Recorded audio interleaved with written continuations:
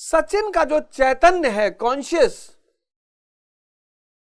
वो इनके खेल में इनके साथ खड़ा हो जाता है।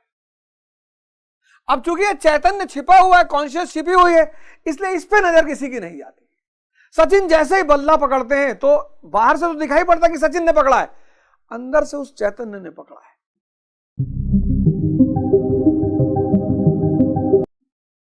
वो खेलता है। जैसे वाजपेयी पूड़ी वाले हैं, वाजपेयी पूड़ी, इस आदमी को देखकर लखनऊ में बहुत लोगों ने पूड़ी का व्यवसाय किया। कहते पता नहीं कौन सा मसाला रखे, कोई मसाला नहीं रखे, कोई मसाला नहीं रखे। जब ये आदमी पूड़ी बनाने बैठता है, पीछे से इसका चैतन्य बनाता है, वो शामिल हो जाता है। कर्म ही पूजा है, बड़ा प्यारा लाइन है ये। कर्म, कर्म ही पूजा है। कब कब कर्म ही पूजा है? जब आपका कर्म में, जब आप अपनी कर्म को ध्यानस्थ होकर करें, आपका चैतन्य उसमें इन्वॉल्व हो जाए। सदन कसाई है, कर्म ही पूजा है। इस कॉन्सेप्ट को समझ लिए, बड़ा मजेदार कॉन्सेप्ट है ये, वरना आप मजबूरी में काम करेंगे। इस आदमी को बाहर से देखकर, इनके बेटे अर्जुन तेंदुलकर, उनसे ज्यादा करीबी कौन रहा होगा, लेकिन बाहर से ही देखा होगा पिता को, अंदर से देखा नहीं। इस पे एक बड़ी प्यारी कहानी मैं आपको सुनाता हूं, बड़ी जबरदस्त कहानी। हरिदास, गुरु हरिदास जो है, उनके दो शिष्य थे, एक तानसेन, एक बैजू। तानसेन अकबर की दरबार में शाही दरबारी थे, शाही संगीतज्ञ थे, और अकबर उनके संगीत का कायल था। तो अकबर बार बार कहता था कि यार गजब, यार तुम्हारा गुरु भी गजब ही होगा,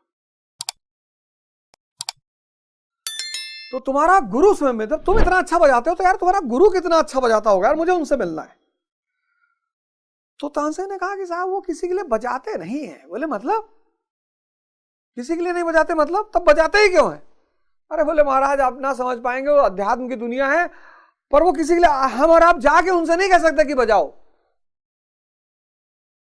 अकबर ने कहा लेकिन मुझे अब तो और जिज्ञासा, मुझे उस आदमी को बजाते हुए सुन।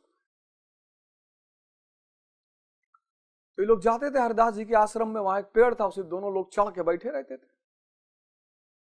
हफ्ता बीता, 15 दिन बीता, 16वें दिन रात में 2 बजे हरिदास ने संगीत का बजाना शुरू किया।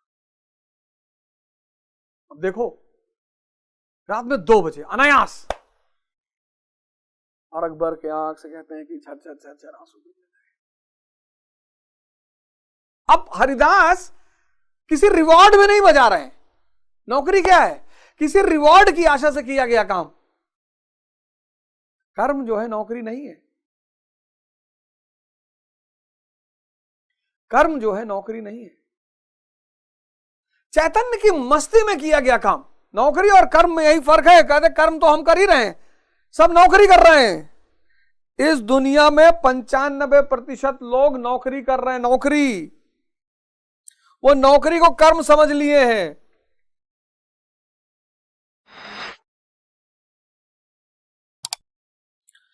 पंचानबे % लोग नौकरी कर रहे हैं। नौकरी क्या है? नौकरी क्या है?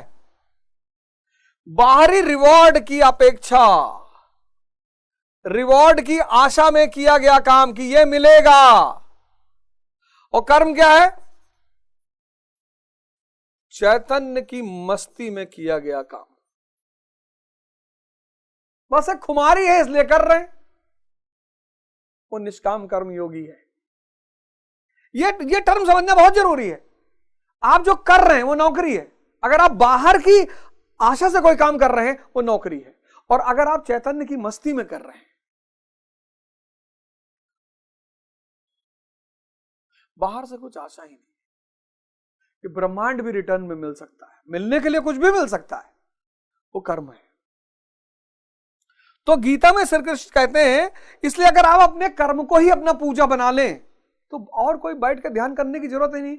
आप स्टूडेंट हैं, आप पढ़ाई को पूजा बना लें, आप जहां भी काम कर रहे हैं उसको पूजा बना लें, ध्यानस्थ हो जाए चैतन्य से।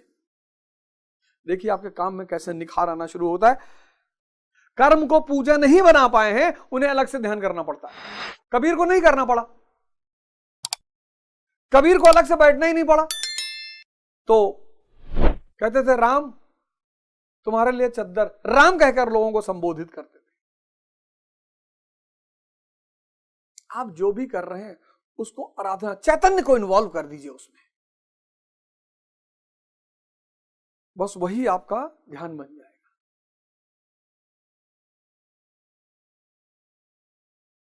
है थोड़ी सी जटिल प्रक्रिया, थोड़ी सी जटिल, लेकिन आप समझने की कोशिश करिए। देखिए वाजपेयी पूड़ी वाला, इसको पता नहीं चला, इसने खूब धन कमाया, इसके वजह से, चैतन्य की वजह से।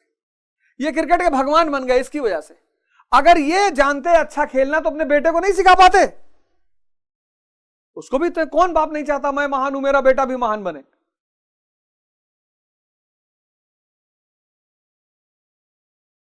स्पिरिचुअल रास्ते पे अगर आप चले तो शरीर मंदिर, और अगर आप मेटेरियलिज्म के रास्ते पे चले तो शरीर बाहर।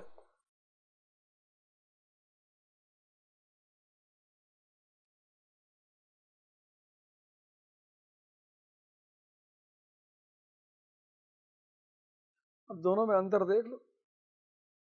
यहां सिगरेट का धुआं भरा हुआ है, यहां अगरबत्ती की खुशबू, यहां फूल बिखरे हुए हैं। कितनी सफाई, कितनी स्वच्छता। शरीर नश्वर है, लेकिन